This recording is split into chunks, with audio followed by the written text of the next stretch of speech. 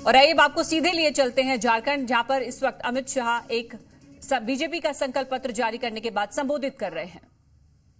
हमारे नेता और देश के प्रधानमंत्री नरेंद्र मोदी जी ने किया, परंतु 5 साल पहले यहां पर एक हेमंत सोरेन की सरकार आई, जिसने मोदी जी ने डबल इंजन की सरकार के माध्यम से शुरू की हुई सारी विकास की योजनाओं को ठप कर रख दिया। और आज भारतीय जनता पार्टी फिर से एक नई उम्मीद के साथ झारखंड की जनता के पास जा रहे हैं हम झारखंड के विकास के लिए काम करेंगे, हम झारखंड की सुरक्षा के लिए काम करेंगे, हम भ्रष्टाचार का संपूर्ण उन्मूलन करेंगे और विकास के रास्ते पर झारखंड को द्रुत गति से बढ़ाना चाहेंगे। आज मैं यहां आया हूं तब मैं निश्चित रूप से कहना चाहता हूं कि हेमंत सोरेन की सरकार के समय में झारखंड का आदिवासी सुरक्षित नहीं रहा है।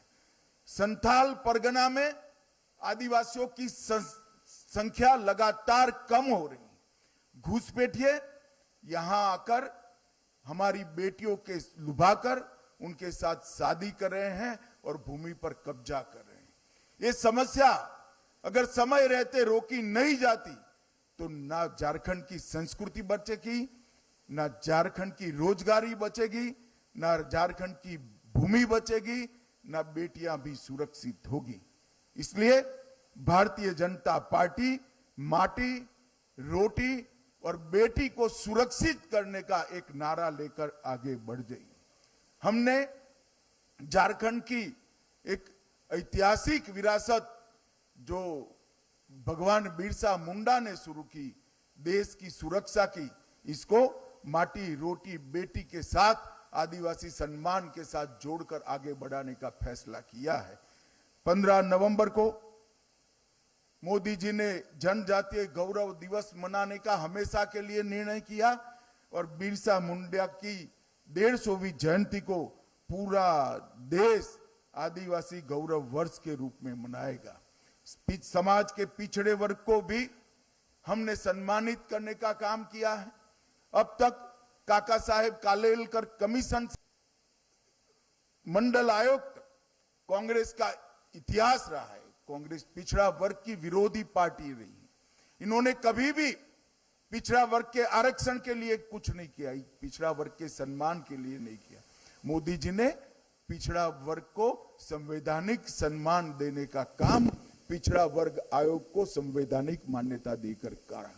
केंद्र सरकार की सभी शिक्षा की प्रणालियों में पिछड़ा वर्ग का 27% आरक्षण सुनिश्चित कर पिछड़ा वर्ग को सम्मान देने का काम किया और पिछड़ा वर्ग कल्याण के लिए अनेक सारी योजनाएं बढ़ाई। आज पहली बार देश में गौरव के साथ एक गरीब आदिवासी घर की बेटी द्रौपदी मुर्मू, संथाल की ही बिटिया, आज देश के आदिवासी पहले राष्ट्रपति बनने का गौरव प्राप्त की है।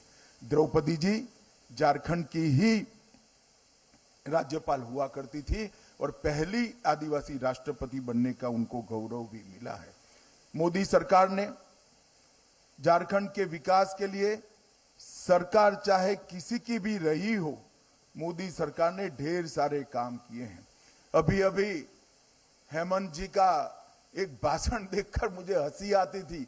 वो मोदी जी से 1 लाख करोड़ रुपए का हिसाब मांग रहे थे। हेमंत बाबू, मैं हिसाब लेकर आया हूं, अगर हिम्मत है तो इसका जवाब झारखंड की जनता को दीजिएगा। जिस कांग्रेस की गोदी में आप बैठे, जिस लालू प्रसाद की गोदी में आप बैठे, यूपीए की सरकार थी 2004 से 14 तक।